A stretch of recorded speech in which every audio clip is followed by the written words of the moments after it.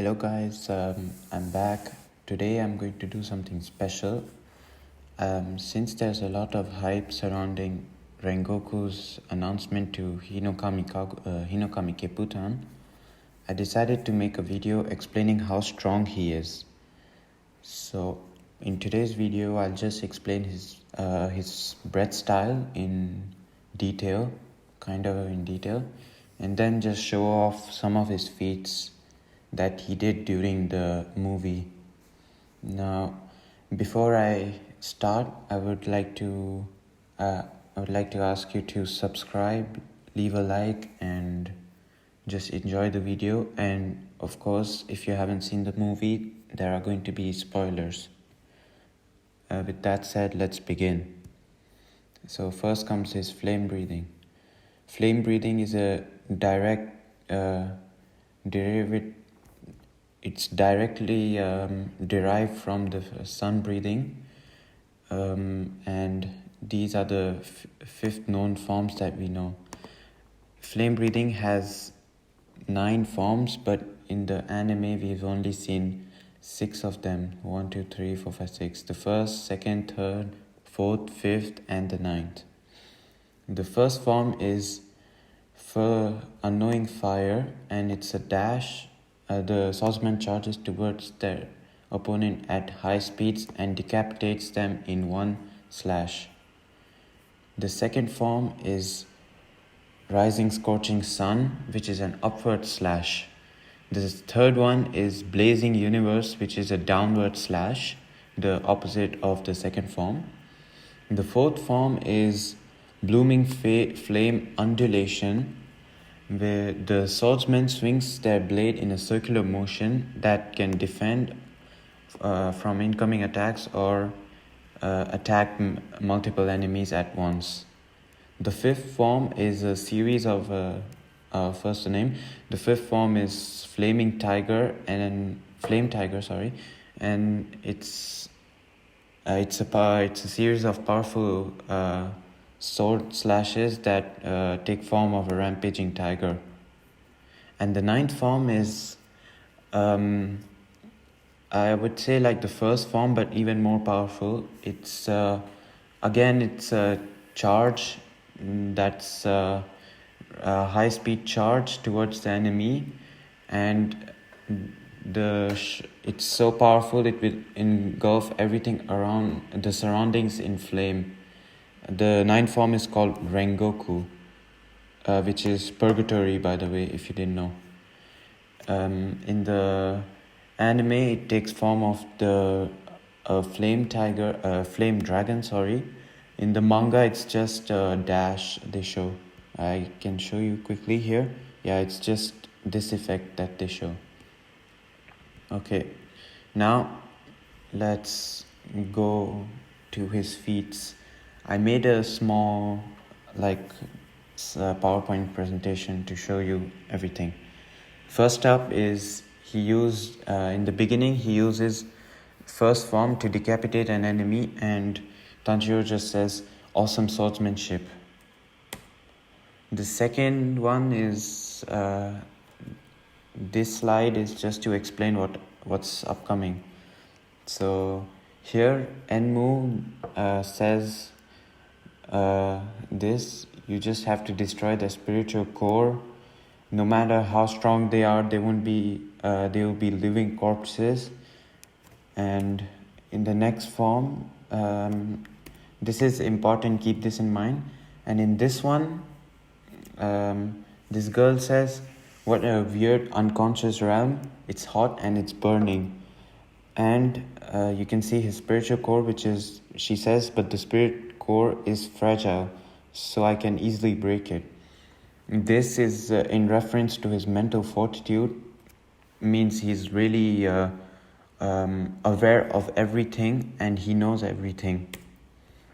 Now here, Rengoku was able to move even while under a spell that should have immobilized him. The girl entered Rengoku's dream, gave out no evil aura, but Rengoku's body instinctively sensed that his spiritual core was going to get destroyed, and here it says people who have fallen under the sleep demon spell cannot move. And yeah, so basically, even while not being able to move, not knowing what's going on, he still has the mental fortitude to know that he's under attack and he should retaliate, which is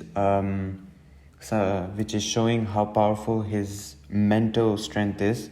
Now, upcoming is going to be his physical strength.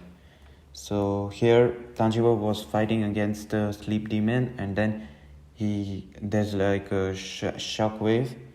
And then Tanjiro gets flung away, and he thinks to himself, was that a demon attack? But no, it was Rengoku.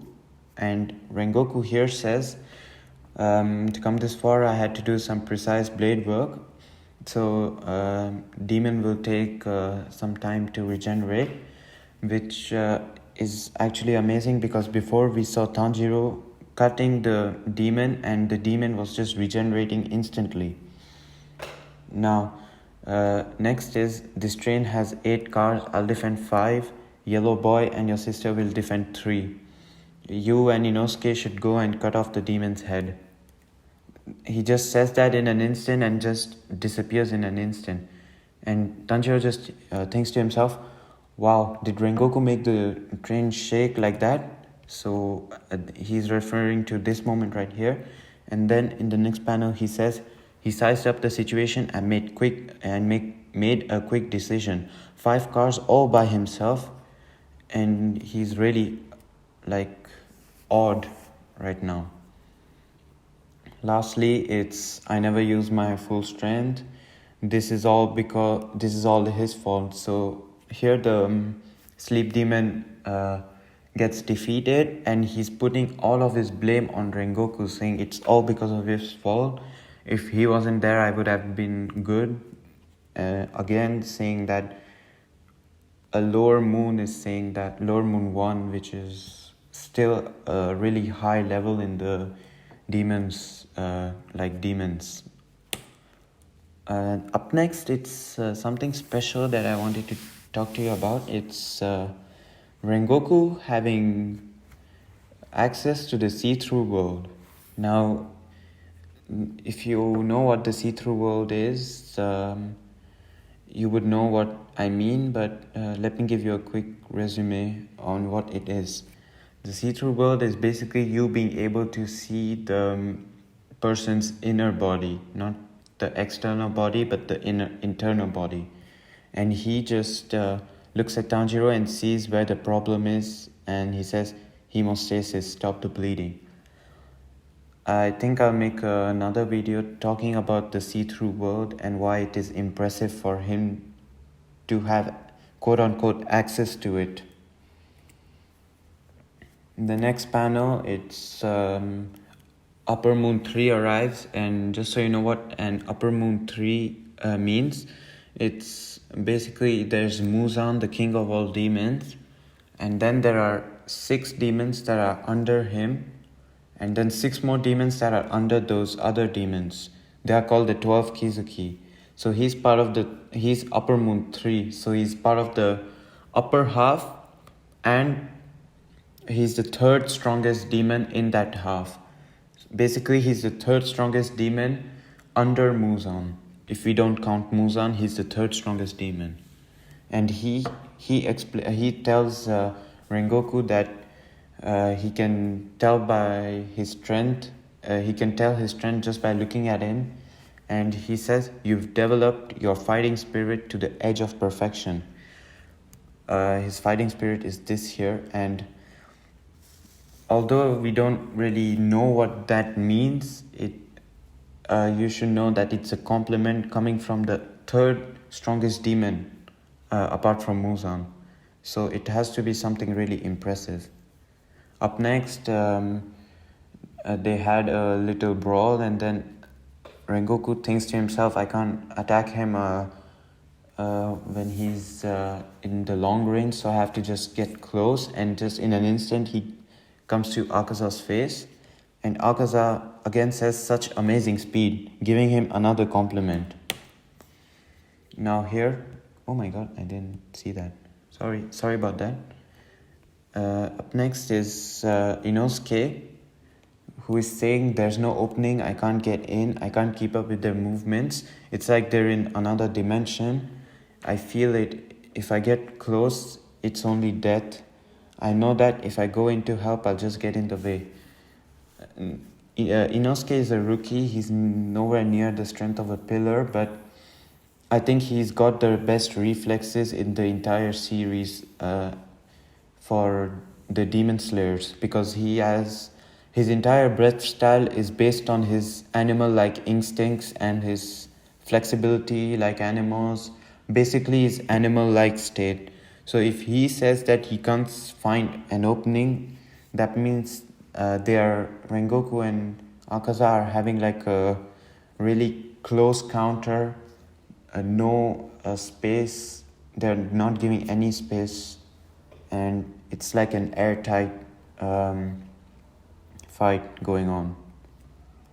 Then another compliment by Akaza.